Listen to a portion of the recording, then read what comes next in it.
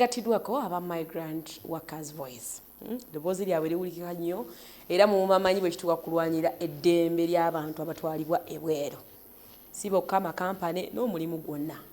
Mwami Abdallah tubadde tuludde okulaba tukwaniriza. Nange nsanyuse okubanga buli mulowooza ku ddembe ly'abakozi abawangalira ebweru mu choosing a workers voice or the migrant workers voice. Kituwa essuubi nti oba oliawo tetwogerera bwereere mugezaako okuwuliriza. Twebaza Star TV ne management ku lw'ekyo kye mutuwa kirabo tweyanziza nnyo. Obuuze ku bantu abatulaba mwenna ndi musanyufu okubeera nti kwe muli mutulaba. Tuli mu kaweefube w'okulaba nti tutuuza eddembe lyaffe n'okubeera nti tuwulirwa wadde nga ffe tuli wansi ku bottom era ffe tuyinza okubawa information entuufu ey'ebyo bye mwagala okutusalirawo. Tusanyuka bwe muba nga mwe abawuliriza naddala aba policy makers nga nammwe muteza amatu oba nga kwe muli mutulaba. Ndi musanyufu ku lwekyo. Ebimu ku bintu Alhaji ebikyuse mu mulimu guno betusanyukira nti abantu beeyongedde okutwalibwa ebweru. Era ogenda n'otuuka ku airport n'ogaa nti abakozi bakyalimu mu Uganda oba nedda. Ekiraga nti omulimu bagujjumbidde wano mu Uganda, ndowooza nga Philippines bwe bagujjumbidde, amawanga nga Ethiopia bwe bagukoze. Bwe waawo waliwo n'abafunyemu ebirungi. Akyazaako wano omuwala n'aŋŋamba nabaddeyo emyaka ebiri ne ngumawo ne ngula poloti. Ekyo nakyo kinsanyusa bwe wabaawo alina kyakoze mu mulimu guno. Bino byonna nga bibaawo ate ne wabaawo tudde okulaba omanyi ffe tukuyita nga waliwo ensonga otunnyonnyole wa we bitatambudde bulungi, wa we bitambudde obulungi. Tulaba mwana ava waggulu ku social media yeekuba wansi. Lwaki embeera ebaako weetuuka ne tuddayo emabega? Obuzibu obuviirako ekyo nja kuba straight. Obuzibu buli ku policy oba amateeka agafuga the whole field of labor export. Labor export ebaddewo okuva lwe yajja nga abaagitandikawo be baginako monopoly. Mwana wattu si kyekyali wishi ya gavumenti mu kusooka. Wa gavumenti erina ebintu byayo byetunda ebweru w'eggwanga okugeza ng'emmwanyi ate era yandyetaaze mani power yemu efuluma. Kati weesanga ejjanga second priority newankubadde ezza emisolo mingi. So bano abasajja abakola labor export oba bakama baffe abatuwa emirimu ebweru w'eggwanga ba agents oba babulooka abagirobinga bakayungirizi bwe bakizuula nti emirimu egyo gisoboka okubaayo mu bungi baatandika okufixinga arrangements eziri bo ze bayita eziri organized era mu ngeri yaabwe okusinziira ku ndaba yaabwe twagala kubasiima baagezaako era ne batandika n'okuba nti basindikiriza gavumenti okubanga ebawa license. Ekyo nno baakikola batya? Abamu ku bo bwe baalaba nga kibasusseeko ku numbers ezaatwalibwanga edda nga zitandise okulaajanira mu Middle East baatandikanga okuliira ku nsiko. Yes. Era abamu ku bo baalaba nga tekisaanira. Mwana wattu omulimu olw'okuba mugagga ogwo guli lucrative guyingiza. Abamu ku bo beekolamu okulaba nti bakola order ne baproposing okubeera ne association ezigatta ababatwala kati nga yuwera. Baatandikira mu stage managinga human trafficking cases n'ezaali riyo ebyo tubimanyi baabikola. Naye kyonna engeri gye baakikolamu baali batuufu. Kubanga singa tekyali bwe kityo oba oli awo tetwandifunye order eno gye tukola ki? Gye tulabako oba kino ky'owulira kye bayayanira abo abangi b'ogambye nti baagala okugenda. However, ensobi gye twagala okubakwata kati nti beebale baatandika ekigaali bakivuze era balina kuba bakituusizza. Ekiseera kiri bwe baatandikira bano be baali batwala baali tebamanyi era baali bato nga ne experience tebagiina. Naye ekiseera kituuse nti be batwala emyaka gino gyonna since 2005 nga gavumenti emaze okuvaayo ne bafunira ne regulations ne zibairatos ebweru w'eggwanga. Kitegeeza gavumenti nayo yenyigira mu mulimu gwe gumu ng'emaze okwadmiringa abasajja bano kye bakola. Ne bagamba mujje tubawe license olwo nno ne bagenda ne babalobingira bairato ezirina endagaano ezikkiriza abaana bano okubafunira emirimu mu mawanga nga Saudi Arabia. Bwe bamala okukikola ekyo baagezaako okulaba nti bakola ekyefaanaanyiriza ekituufu. Lwaki okiyita kyefaanaanyiriza bwefaanaanyiriza? Anti kati olwaleero kye kitukuba.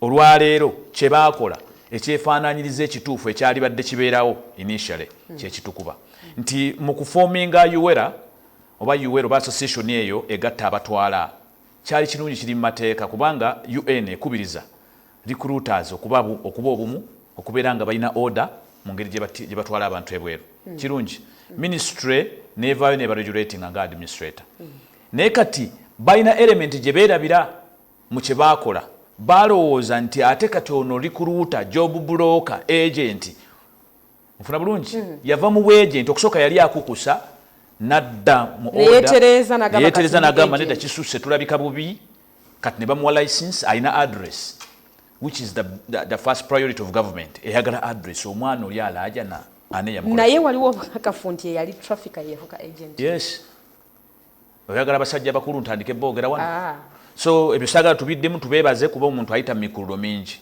bakkiriza ne babeera organized era tuwelcoming association zaabwe okubaawo because balina liberty eyo okulwanirira bizinensi yaabwe ng'abatwala kati okusiigira ekifaananyi obulungi beerabira bwe baali bagezaako okutunuulira omulimu guno gwe baatandikawo nti omulimu guno tegwali tegusookedde Uganda ate era guli ku international level. It's not, they are not deploying Ugandans in local communities. Bannayuganda baba deploying mu international community. Nolwekyo abasajja bano bwe batandika ekintu kino badojinga, I will say it straight away, badojinga international labor standards oba standards ezino okuba governing internationally. Kosane principles eza recruitment eza ILO eziba guidinga ku kiki kye bali balina okukola okusobola okumajinga mu international community. Mr. Kayonde, waliyo amateeka ku ntikko ku international level agafuga omulimu guno nga Uganda teyagayingiramu nekola ogwayo? Correct. Labor export is not rocket science. Okujjako ali mu Uganda nga ye abadde takigoberera. Kati oba oyagala okukiraba bannayuganda bakatandika okuzuukuka sheer numbers ne zeeyongera. Naye ensi nga Philippines, Sri Lanka, Pakistan, abo bo bategeera dda kino ne bakituuza era ne bakifunira ne systems mwe kyatuula tekyali avumirirwa oba alabika bubi kuba wanne ekyo tukyakivumirira kikyalabika nga stereotype omuntu kyosobola n'omussaako n'abeera awo nga alinganga asosolwa. Kakati ensi endala zakitegeera ne zitegeera eno business efuna era ne zikyembulesinga mwana wattu ne zigoberera n'obuwaayiro zagezaako okugoberera obuwaayiro. For instance, nti international labor standards zitugamba when you're going to promote labor export or this kind of labor trade, you must observe the tripartite structure. Tripartite structure, not bipartite. Kati tripartite structure ekugamba botwala simbuzi nabo bali pate ku bino salibwawo. Tripartite structure ekugamba abatwala baina eddembe erikuumibwa eri protectingibwa bano bali kuluuta tebalina kukwatibwa nga babbi ba nkoko kulw'okuba gwe kye wamanyiira before nti buli yenna atwala ebweru akukusa n'olwekyo ne bw'oba omaze obbawa license ojja bakwatanga bakukusa. That's where there is a contradiction. Onfuna bulungi nti bw'omala obbawa license ate obakwatira misango gya kukusa kyokka tewali act ya labor ya migrant labor export. I mean teriwo act eyo eyamba oku-externalizing ba migrant workers esobola okuba nti obakwatiramu bonga bba balina license ate n'obakwatiramu kawaayira ka human trafficking kulw'okubanga ki bakoze ebikolwa gwe byolaba ng'ebifaanagana human trafficking, which is true because olwaliro bye bigenda mu maaso mu mawanga awali endagaano ogeza nga Saudi Arabia batwala abaana ne babonaabona nga abaakukusibwa. Ono wa kampani asigala alaba nga tali satisfied kulw'okubanga engeri gy'omukwatamu nga yava mu kukukusa ali n'omukwata nga akukusa kimuleetera okwetamwa. Mwana wattu n'asigala nga tayagalira naddala ono gwatwala kwongera kumanya biki byakola. Kiki ekitakoleddwa bulungi?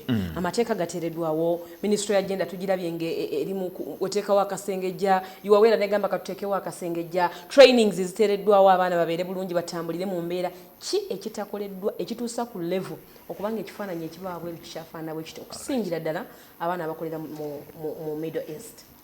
Wabaddewo exclusion of those they are taking, exclusion of migrant workers. Era kino kyogera abakulu mu kirabe temuswala be mutwala ffe tubeewagiseeko nga voice mujja tusonyiwa abakulu tubesibyeko nnyo okwefuula eddoboozi ly'abali ku kyeyo temutulondanga kati temututumangako naye yatutuma akyabajjukiza nti abantu bano bemutwala bantu give them voices of representation let them be party mu byemusalawo they are not going to object tebagenda ku rejecting ebyo bikola ki byemubasalirawo nti ensi ziri ezaakula mu labor export za realizinga nti bano betutwala buli mbaleka ne baba batyo buli omu ayambaza babe uniform nayiwayo is there order buli omu bafunyewo balimbye baatu bayiwayo ate nomala nonenya oyo gwotutte nti mukyamu kubanga bo ba labor exporters basigala bagamba nti ababaana bampisambi mubayita bampisambi where do they redress their issues ani ayogera nabo when they need to talk to someone ani munnaabwe ne bweba university or in a class it needs a monitor who is a fellow student not a monitor who is a lecturer. This is the mistake. Because minister ibo yagenda yagamba nti kwemba situmaze no batirayo omuntu. Alete walaba botamu challenge ngiraje gara mu challenge ku TV. Obanzije nzije audio yenga yetonda bannaye batu stage managing Abaana chokante bwe yali ku media gundi yagamba issues zo nanzira by'abaana nabalabi babona olusi twagala kubaswaza abantu bana bali mu bifebyo naye tubagamba balekerawo fixinga beba fixinga be bali mu kotogera abaana bano okutuuka okubonabona when we come up kati fe twakuba ekyeyo oloza nkulimba ki nkubulidde kye twetaaga ate osisigira owetoloola okitumye nkugambye kituwe olabe industry bwetaaterere mutuwo bwetwaze Philippine yawa abakozi bayo bwetwaze obwetwaze bwo bwogero otegeeza ki ministry gye mulina bwetwaze wennyini ate vetukula mu ministry migrant workers bakola mu ministry oba batwala abantu bweru wanji obwetwaze obwetagisa ng'abakozi abaibweru yes government yeewulira nti ministry bamala it is frustrating us actually we are suggesting ministry gibweko obuvunaanyizibwa bwa labor export bugende mu authority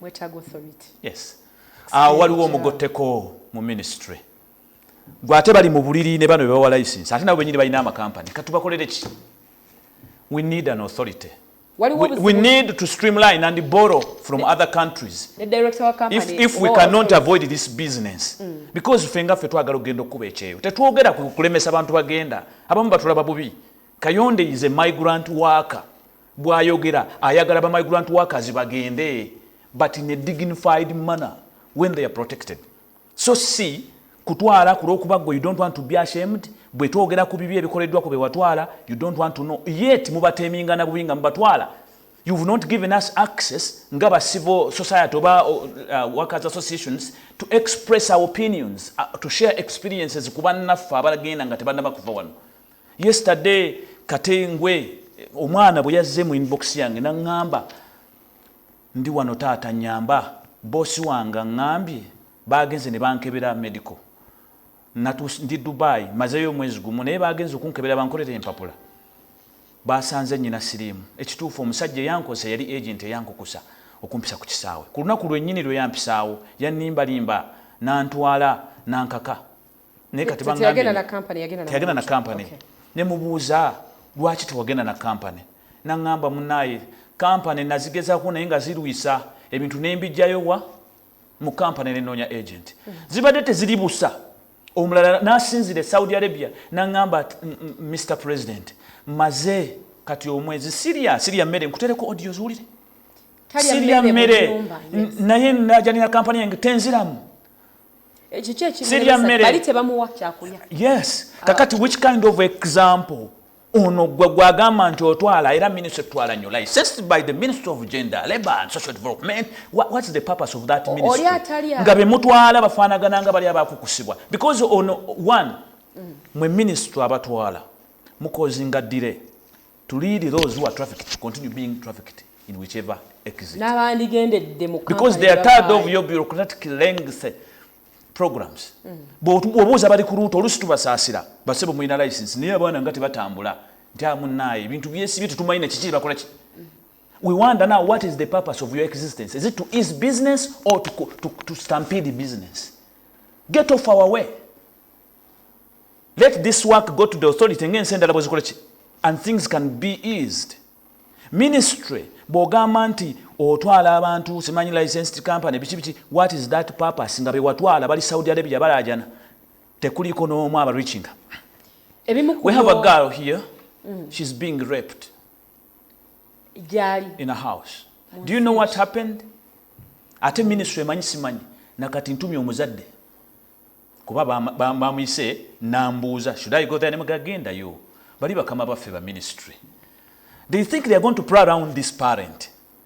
Bawo omukyala gwe barwepinga mu nyumba Saudi Arabia naye ng'omwami yawaaba ku company nekambuulira omwami nemugamba oyogera biki ebyo mukyala we yadduka era neyanguwa mangu newandiika ebbaluwa ng'ewandiikira mukwano gwayo ministry nti mukama waffe license gye yatuwa omuwala ono gwe wakiri yalinga yadduka boosi we yatureportingidde nti omwana yadduka era twakakasiza bacounterparts baffe eri baatugambye nti omwana yadduka naye tetulina ngeri gye tumuyamba owulira engeri gye bakivaamu tubuuza ministry mwe mukozeewo ki I talk to the embassy direct. Yes, because they got concerned actually.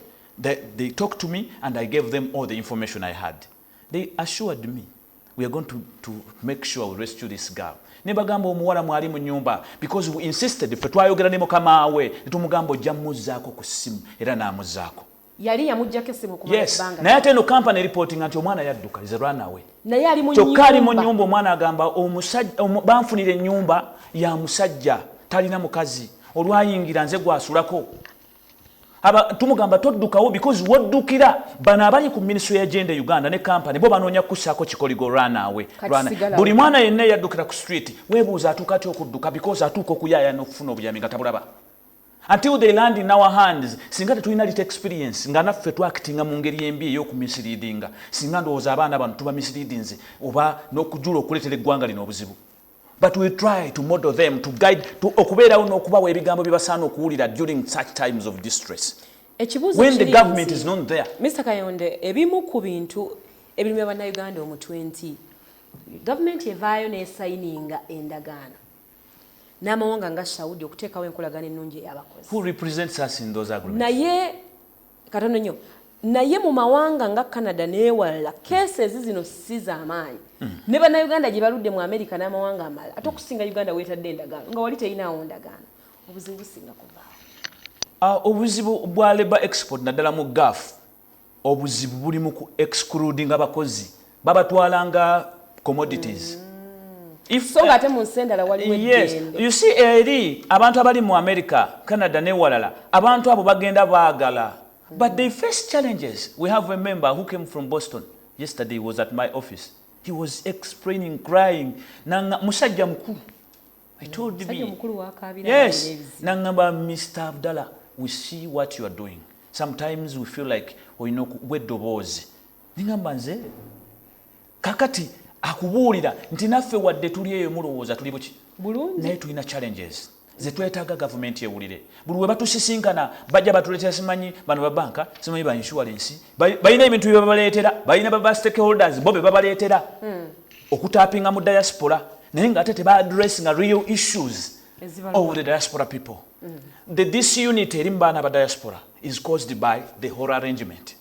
If there is a recognition of these workers right from the word go, that they must be together, this is how they are going to promote the image of this country. They are going to stand as ambassadors of goodwill because they have a common cause, they have a common agenda, they have something to achieve together. And the recognition, their recognition and appreciation when they come back home here. Sikuba tunulia tunulizi. Mbuza abana babonabonedde mawanga gagafu n'ewalala government gye beetwalira.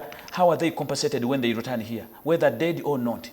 Okujjako ministry okwencouraging amakampani please muzibiikirize baleme tuleekaanira. They only prevent media from talking about these issues. So we end up in jeopardy. We are not brought close. Abaana bano abali mu mawanga gano aga Europe n'ewalala because they believe they accepted the process, therefore they cannot come out loudly and say banaye. Now, if you apply the same thing, you bring these workers, banabana, abali mu Middle East, to be part in what chotesa. Bagenda kutuukayo basanga challenges zino nga bazitegedde. They will never question you why the boss is raping them. They will instead know where to report. But even those who are raped now, they don't know where to report. Abali mu trap, tebamanyi how to escape these traps.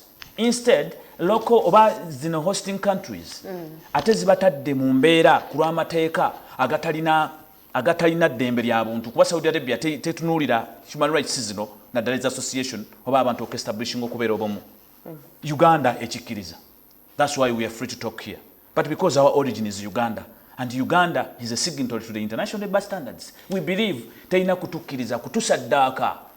Kyovula twali tukiwakanya luli ne tugamba no, they should put it to a stop. Tumale okuddayo. Did we even qualify to go to these countries observing the international standards? They said no. But Kayonde, look, twetaaga sente zino. Sente tuzeetaaga. Yisi sente muzeetaaga. But have you listened to our outcries or you still neglect us? Mumwagala sente and you don't listen to what we report to you? Bannaffe bafuna obuzibu kiro ssaawa mwenda basooka kuwaaba gye tuli, and then you see us as minors and we cannot make any decision in whatever you're planning for us. Mr. Kayonde, omulimu mu Uganda tegumazeewo myaka mingi. Era baguzze gukula tulabeko gavumenti ng'egamba nti wateekebwawo amateeka ne gateekebwawo. You are aware tujja jiwuliriza ne bajiwuliriza. Basindike abantu ku embassy aboogera ennimi ezoogerwa gavumenti n'ekikola. Bingi ebikoleddwa gavumenti n'okugyawo trafficking nti omuntu yenna ayita ajje ayitawo wennyini. Ki ekirina okukolebwa mu kaseera kano because your government ekoze? Okay, we appreciate the milestones. Yes. Steps ze bateekenzeeko ezo naye zibadde out of guess. We are coming out from the moon telling them, hello, bobo setting ekizungize kigenda ku mwezi ffe tubaddeyo kiina kulabika kitya bwe kiti. Kati ffe abava ku mwezi tukubuulidde tubadde ku kyeyo and we are listening to our colleagues abaliyo. What else do you want to make a good plan? Tukubuulidde kye twagala. Nze nga nze omutwe gwange gujjudde communications ez'abaana nakati nziwulira ziwaawaala onaawaaba kino oli awaaba kiri. Sometimes you coordinate and see where you can find something to address. Ofunayo abaana abakubira nga bakwebaza omulimu gutambula bulungi. That one is also enormous. Though saagala nnyo kweraga because part of my work is God's work. So I don't want to show off because I'm not doing anything like an enterprise or whatever. No. This was a calling that I have to accomplish. And still, chetusaba, government ngegezaako okulaba nti tusembeza because I know since we petitioned, they are trying to call us. We are not saying you call only Kayonde and the migrant workers' voice. Kayonde, he has tried to push you to where we have to go. But still, he has a following. May you please begin recognizing the migrant workers' leadership right from the cities and countries where you deploy them. These leaders must be brought, must be invited to speak for their fellows. Bogerere bannaabwe olumufune informed policies. Representative mawanga. Of course, for us we have a network association where we all join up as migrant workers. We believe this network, as it continue growing, gabwekula, ejja kusobola okuyamba bannaffe abataleseeyo kugenda kubanga okugenda okukola tetulina kyakola tulina okugenda emirimu mitono naye bwe tuba tugenza how do we go in a clean way? Are we when we talk nga tufunye ebitusoomooza, do the people responsible listen? Babaako kye bakola oba beegaana and they give defensive excuses? Because this has been the trend.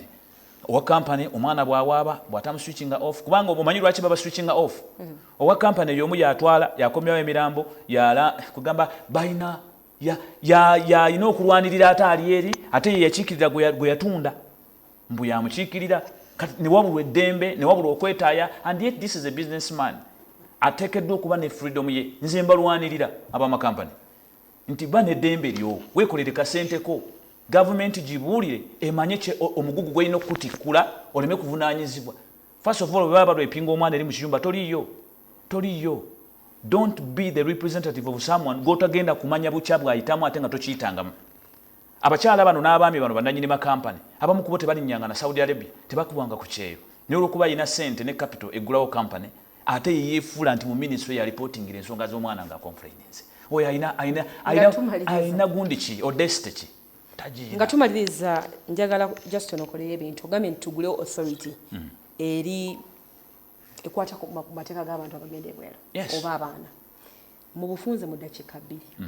Authority eyagala biki byebeesookera kuteeka mu nkola eyambeko government, eyambeko omwana gw'otwala, eyambeko n'ono atwala abantu ebweru. Okusookera ddala authority bw'emala okuba brought muba muteeka, one twetaaga etteeka eritwala abaana ebweru.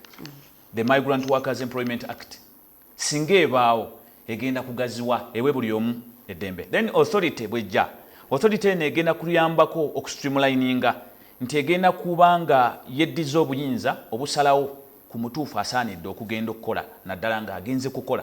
Tegenda kulimitinga migrations naye erina okubanga esalawo ku oyo ayagala okuba protected.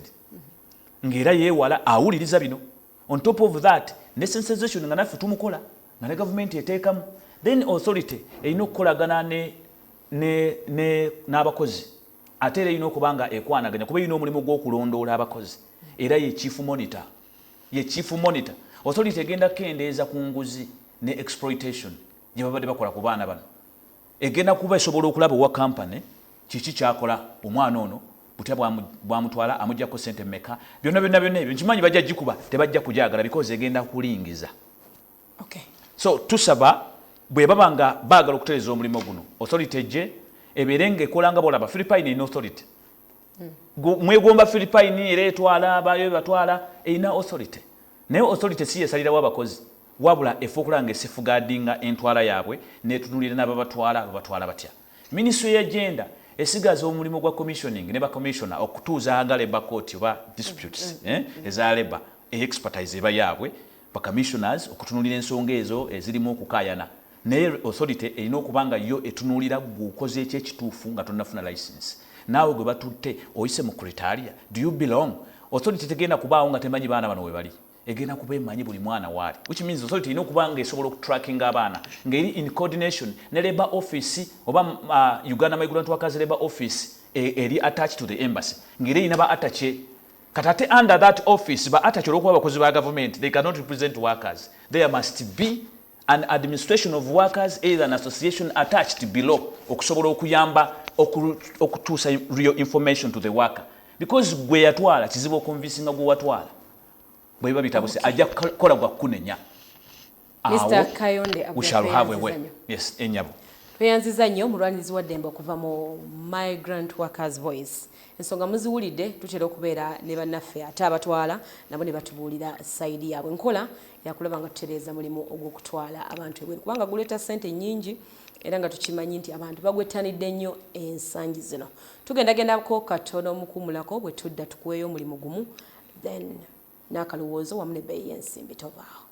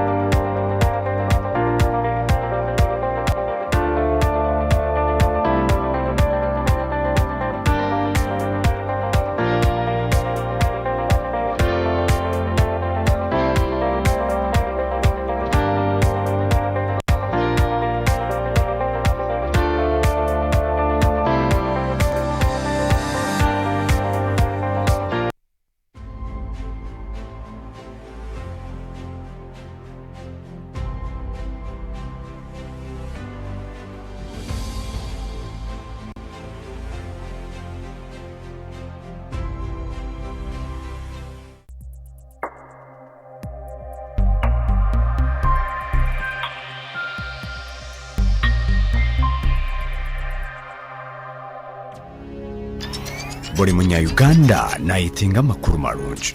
UBC West erina amakulu malungi kandi agali kwesigwa. Leero za programu zaayo ziri omulunya kitala hamwe n'olufumbira.